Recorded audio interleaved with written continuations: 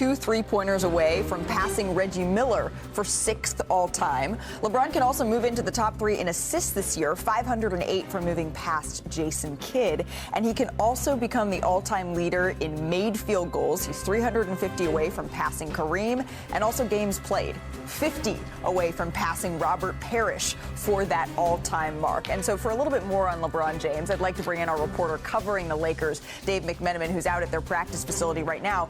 Dave, we know that LeBron, he didn't participate in yesterday's practice or the opening day of training camp, really, and we didn't hear from him after that. What more can you tell us about the plan for him for when we can expect him to be out there with his teammates? Yeah, Malik, he's not going to be setting any statistical milestones in the preseason, I don't think. He has been ruled out for the time being with nerve irritation in his glute. Now, I'm told that this is a situation that Lakers believe and LeBron James's camp believes that with rest and therapy, he can overcome it. We have about 3 weeks until opening night, and kind of the thought process for everyone involved right now is let's get him right for when the curtain comes up on the season. That doesn't mean at this point that the full preseason is completely ruled out, but certainly he will not play in the Lakers' preseason debut Friday against the Suns, sources tell me. And it's going to be taking the long approach to the entire season because this is uncharted waters. There's never been a guy to play 23 years, and they want to be able to have him ready to play his best basketball come April through June if the Lakers can put a run together. Can we start calling best basketball basketball? Does that work as well? Dave, thank you so very much for your help. Malika, LeBron told me that he's not where he wants to be at this stage of the preseason. Now, he said, of course, that he has time to get there. But really, this is something that the Lakers are monitoring and LeBron's monitoring. And we discussed his ramp-up plan yesterday at Media Day. How do you feel coming into the challenge of 82 games plus a hopeful playoff run? Yeah, for sure. That's always the challenge. You know, how can I get my body closer to 100%? Obviously, coming off the MCL sprain of last year, obviously, you know, the foot has kind of given me a little problems from time to time throughout the course of the last few seasons. So that's always the challenge of seeing how I can get my body, you know, as close to 100% where I can go out and perform at a high level. So a lot of miles on my game. I've, you know, trained, you know, throughout the course of the off season. But just my presence is going to be important as well. You know, making sure that even if I'm not on the floor, I'm always in tune with what we're doing, so I know what's going on at all times. So, you know, just looking forward to that. LeBron told me that it remains to be seen how much he'll participate in training camp and in the preseason. I'm told that the plan going into the Lakers' first practice today is that LeBron would be a limited participant on the court, maybe only be involved in some light shooting, but certainly be here and be present. As for the preseason, the Lakers have 6 preseason games. He only played in 3 last year, and I was told that maybe he overdid it last year leading into the beginning of the season when he wore out come December. And so I'm told that LeBron's camp has spoken to the Lakers, and they said, let's be overly cautious with LeBron because we want to be looking at the long view here. If this team's going to be contending for a championship, we need LeBron in his best shape from April through June. All right, and maybe that looks like not going full court press here in the preseason. Dave McMenamin, thank you very much. I want to welcome in our NBA analyst, Kendrick Perkins, into this conversation as well. Perk, I think you're there. Are you out there? There he is. Perk, when you're turning 41, you know what? I was concerned for 1 second, but when you're turning 41 in December like LeBron is, right, is that at all concerning to hear that he's not ready to go for the start of training camp, or is that just part of the course? Malika, guess what? What? I'm turning 41 in November. We the same damn age, damn it.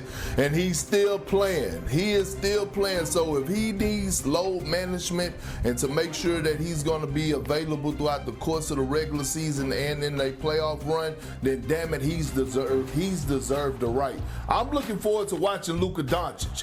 This is his team now. The keys are in his hands. What is Luka going to look like in the preseason? What is he going to look like playing alongside DeAndre Ayton and Marcus Smart? I'm never worried about LeBron James. He knows his body more than anybody else's around the league or anybody in the history of the game when it comes down to taking care of his body. But this is Luka time, starting in preseason, the leadership. How are you going to lead? Are you going to be that guy that's going to overemphasize playing and locking in on the defensive side of things. So again, the Lakers are doing the right thing. LeBron James and his camp is doing the right thing. We want to see him for the regular season, not training camp in the preseason. Well, the Lakers, they are practicing imminently. I'm very curious to see if LeBron James is out on the floor. It doesn't sound like he is going to be. And 76ers and Knicks, they're going to play in Abu Dhabi. Jalen Brunson, Karl Anthony Towns, Paul George, Joel Embiid, and the Sixers fully immersing themselves in the culture out there. This is the second time the NBA has held a preseason game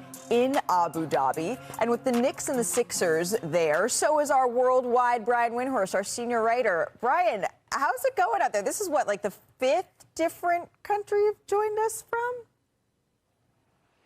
I don't know, but this is the third straight year I've been in Abu Dhabi. They love the NBA here, and it's really become a home away from home for the league. We've seen Abu Dhabi, Lille. There's a whole bunch of places we just showed that you have joined us from. But we are 24 hours away from tip-off of preseason basketball in the NBA. What are the plans for former MVP Joel Embiid this preseason? I imagine all eyes are on that, even in Abu Dhabi.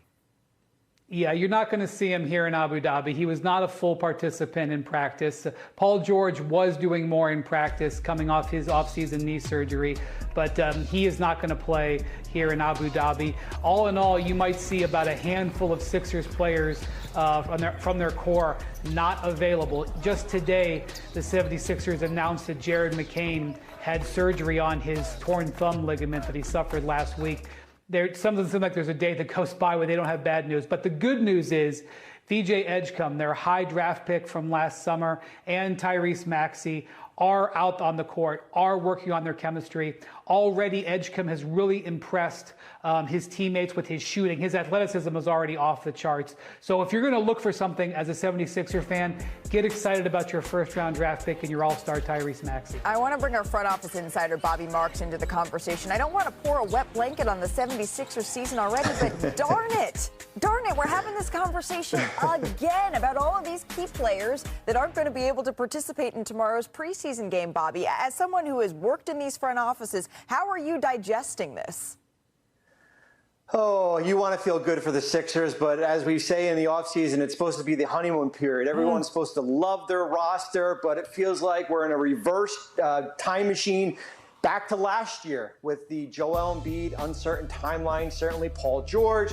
Brian mentioned Jared McCain is going to be out at least 4 to 6 weeks. However, VJ Edgecombe, I guess VJ we trust moving forward, and you do still have Tyrese Maxey, but Malika, there is so much uncertainty as far as where this Sixers roster is going to go in a wide open Eastern Conference. And as we said last year, a lot of it's going to be reliant on the health of Joel Embiid and Paul George. That is going to be the story of the 76ers here for the foreseeable future, with both of those guys locked into these long-term deals. But since we're talking about a wide open Eastern Conference, let's get to the other side of